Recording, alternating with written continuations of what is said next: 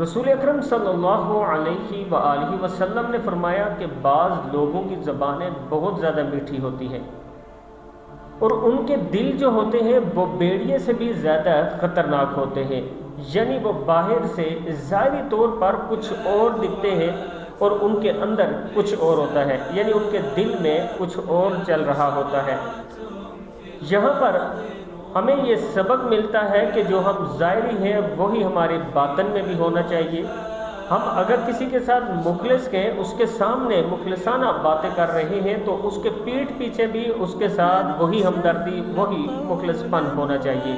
جو آج کل ہمارے معاشرے میں عام ہو چکا ہے کہ ہم سامنے کسی کے بیٹھ کر اس کی تعریف کرتے ہیں اور اس کی پیٹھ پیچھے اس کی برائی کرتے ہیں۔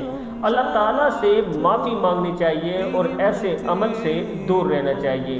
اللہ تعالیٰ ہم سب کو اس پر عمل کرنے کی توفیق دے۔ ویڈیو کو آپ نے آگے ضرور شیئر کرنا ہے۔ السلام علیکم ورحمۃ اللہ وبرکاتہ۔